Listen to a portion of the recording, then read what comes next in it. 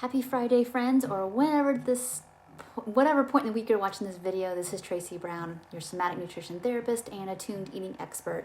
So this is video 3 in my 3-part series about binge eating this week. And obviously there can be probably 50 dozen videos about binging and all the intricacies and nuances of what it is, what it means, how it feels, and how do we see it as just a tool and not something that indicates some failing on your part. So I'm hoping you've already watched videos 1 and 2 because they talk a lot about being willing to be a compassionate witness to the binging, the experience of it, the mouthfeel, the timing, the when, the how, the where, the what. That was mostly in video 1. Video 2 is a lot more about different kinds of ways in which eating feels out of control, but it really has a very, very, when you look a little deeper at it and you start doing some decoding, it's, that makes sense, right? And that's what we want. And so in today's video, I just want to ask you a couple questions. What was it like to look at your eating from a more compassionate lens, that it has a function? It may be indicating to you that you're not getting enough fun or joy or comfort. And that may seem obvious, but we have to be very specific because there may be some foods for you that one would think would be a binge food for somebody else, and they're not for you. And that's significant. Of course, you have to look at, are we deprived in any kind of way? Calorically, is your mindset around deprivation? Because all eating disorders, including binge eating or emotional eating or eating that feels maybe out of control or compulsive, still has some level of like, I'm doing something wrong, I'll do better tomorrow, what's wrong with me? I'm addicted to food. It's like we don't really see people in office ever really addicted to food. It's really about the experience of just not getting needs met and something that's overcoupled with not getting needs met. Some foods that are overcoupled with that. And it can sure feel that way, though. Obviously, I'm not diminishing anyone's experience. I just know from, again, I don't know, thousands of hours of sessions I've had, is that when we really get it down to the bottom of the day, is that if I handed you a 5-pound bag of sugar with a spoon, you probably wouldn't eat it past certain level of fullness capacity because you just couldn't. It's not like a substance. This is an experience that we're eating, we're eating sugar in foods. We're not just eating sugar.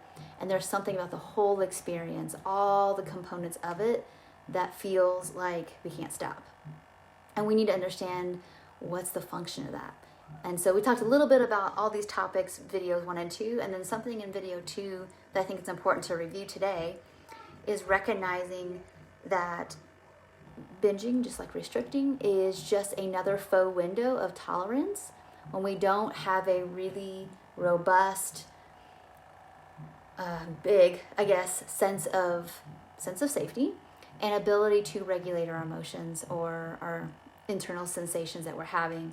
And eating is something that we can either do to settle our sense of fight or flight, or we might eat to actually feel our way out of the numbness or the dissociation we might be experiencing, or we might be eating to check out. All of these things are happening and can happen in our eating experience. And so the last part of the video we did on Wednesday, it also talked about, and you do not hate yourself out of this situation. You don't try to diet yourself out of this. And that's my parting thought for this video, is make sure, if you remember nothing about this pretty detailed video series around binge eating, that you cannot hate yourself differently. You cannot shame yourself differently. And if you can see binging as a pretty legit coping strategy, if you don't have any other resources and you have yet to go on this journey, or you don't have a lot of experience, or you haven't had a lot of compassionate witnessing to help you dig deeper, is that this isn't the worst thing you can do. I know it doesn't always feel good, but it isn't the worst thing.